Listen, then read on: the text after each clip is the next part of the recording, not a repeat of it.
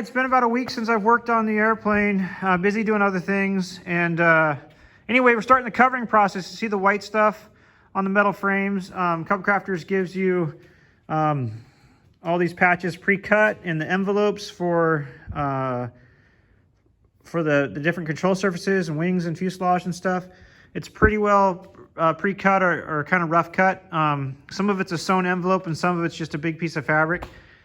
Anyway, this fabric stuff's really cool. It's called Polyfiber, and I'd never really heard of it or used it. Never touched Polytack. Never even heard of a pinking shear, which are these scissors that cut at a jagged edge to keep it from fraying. So bear with me when I talk about this, but it's going great. I haven't made any mistakes, and it's turning out perfect. You see, you got a metal frame here.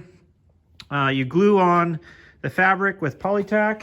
We got our different glues here, and just use these paint brushes. And it's pretty cold out, so it's being really forgiving with me. When I watch the videos and stuff, they have to work pretty fast. I actually can get a lot done and work a little more diligently. I'm getting it down, I think, really well. And once you get it glued in place and get it set where you want it, you use an iron to shrink it and get it taut, because it's really baggy when you put it on. It's not really any more taut than like something like that.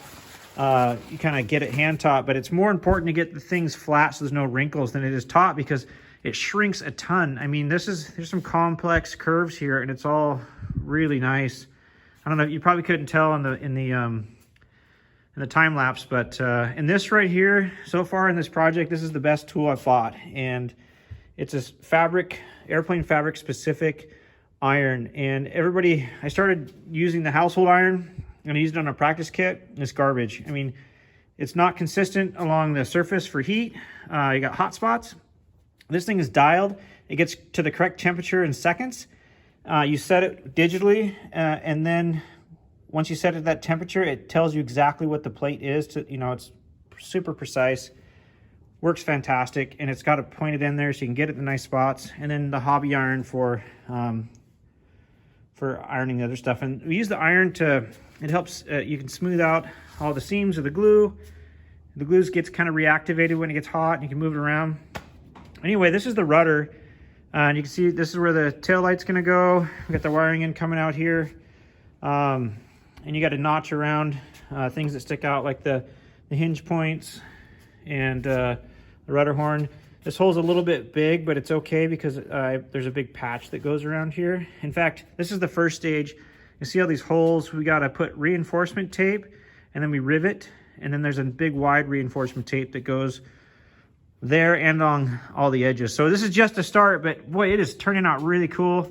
Pretty excited. Got the rudder there, the horizontal elevator. So these are the tail feathers that go horizontal along the back of the airplane, and these are the elevators that move up and down to give you pitch.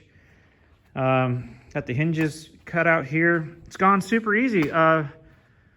Yeah, pretty excited. So next what I'll probably do is cover everything in fabric, and then I'll come back just like I did here, and then I'll come back and do the tapes and rivets on everything and patches, so I can kind of have a process and a rhythm to keep going. But yeah, it's one of those things where you see a lot of progress and it feels good. So anyway, there's a super quick update. Next, we'll get on the wings and the fuselage. All right, till next time. So check this thing out. I don't know if you can see it or not, but you just turn this dial. You see it clicks a lot, so it's super precise between temperatures. And I'm just going to turn it up to, let's just go to 350 to show you. That's because that's the hottest setting that you set it on for shrinking this fabric. Okay, 350. So it's set for 350, and then the gauge will switch. See, right now it's heating. It's already at 200 degrees. Comes with this little pad too, this to set it on. It's pretty cool. And this in this case. So yeah, just while we're talking, it's already, 250. So you can see how that works, and it goes right up the little indicator light to show you where it's at. But Yeah, this so far has been the best tool, bang for the buck, that I've bought for this project. Well, that and maybe the Bogart rotator, but that's a lot more money. This was pretty inexpensive for what you get. There we go, we're already approaching 350. It's that fast. All right, there's that.